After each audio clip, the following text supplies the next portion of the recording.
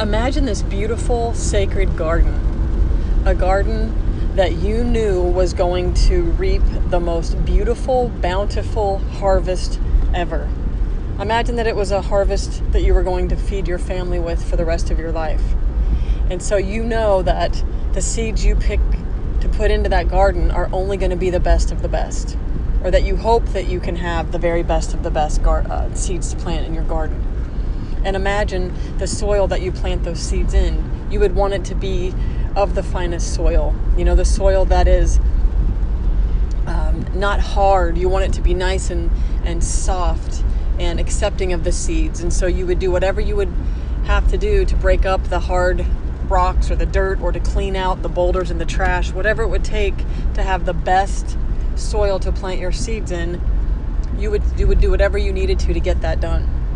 And also imagine wanting the finest water to water it, the sun, the best amount of sun, to feed it and nurture it.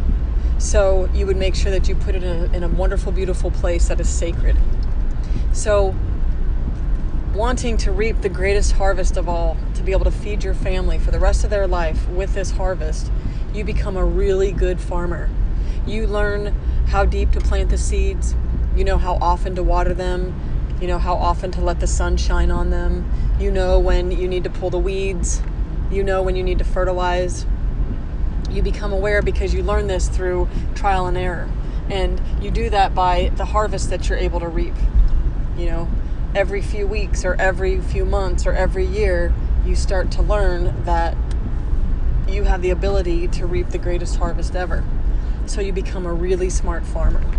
And in doing that, it becomes one of the greatest joys of your entire life, because you're able to feed your family, not just feed them with food, but feed them with love and joy and happiness and harmony. And with that garden, you're able to reap wonderful benefits in being able to provide for them in financial ways, monetary ways. You're able to sell the beautiful food because you have more than enough, because you've become such a bountiful, wonderful farmer that you know how to reap the greatest harvest, so that you have more than enough. You have this surplus in your garden that is amazing and the best of the best, and you know that you have it to feed others, and you can utilize it, you can sell it, or you can trade it, to be able to provide for your family.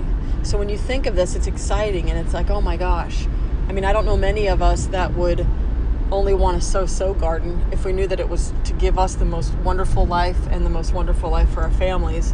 So think about this garden as being your consciousness, your mind, your thoughts, your beliefs, your patterns, your moods, your emotions. All of these things create your consciousness, your sacred garden. Your consciousness and your mind must be just like that pristine, sacred garden in order for you to reap the most bountiful, wonderful life. Your life is the harvest. Your joy and your happiness and your peace and your financial abundance is all dependent on that of the garden of seeds that you plant in your garden. And so in doing this, what seeds are you planting in your consciousness? Become very aware. What seeds are you planting? Anger, frustration, fear, doubt, resentment, anger, jealousy, love, hope, peace, joy, faith, abundance, wealth, harmony, love, compassion, forgiveness, acceptance. Remember, the seeds that you sow in this sacred garden are going to reap the most wonderful harvest. Now, if you have negative seeds, or seeds that are full of, the negative emotions and feelings like hate, anger, resentment, bitterness, jealousy, frustration, judgment, all of those, you're going to reap one heck of a garden, or you're going to reap one heck of a harvest as well, but it's not going to be the harvest that you want. And then you're going to be hungry. Then you're going to be frustrated. Then you're going to be stuck, and you're going to be wondering why did I have such a terrible harvest? Why did I not have what my neighbors have? Because you weren't as diligent and as careful as planting your seeds in your garden as they were.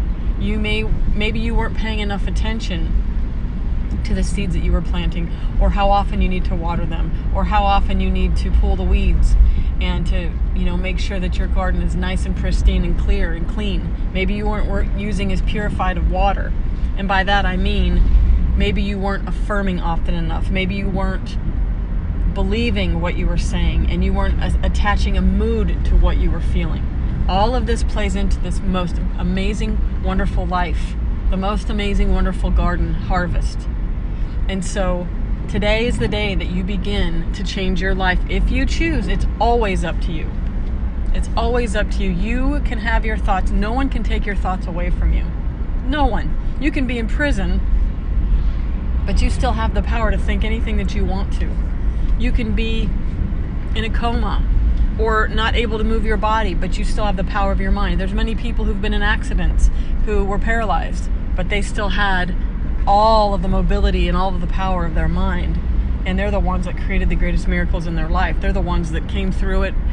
Not only were they walking, talking, but they were running and creating miracles in their life. They were achieving things that regular humans who didn't have any of those obstacles to go through didn't do. So today's the day for you to begin this brand new life, the life that you really want, the life that you desire, a life that you just dream about or wish about, a life that you watch on movies, and think, oh my God, I wish I had that. Or, not for me, those aren't in the cards. I've heard so many people say that. Well, that life's not in the cards for me. I wasn't born with a silver spoon in my mouth. Well, maybe you weren't. Maybe you were born, without anything. But you have the power to create an empire if you choose. You have the power to create whatever you desire, whatever you want and need. You and only you have the power in you through the grace of God. God is the power of your mind. God is the powerful intelligence. The infinite divine power of God in you is what creates your desires. It's what fulfills them. But you have to be dutiful and faithful to that sacred garden, to your consciousness.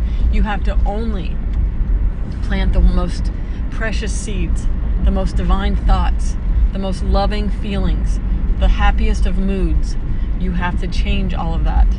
And when you do that, and you do it faithfully, and you do it diligently, regardless of what continues to be experienced in the external world, you still have to be willing to stand faithful to that garden and know and trust that God is always on time, and that garden is going to reap the most wonderful harvest as long as you stay faithful.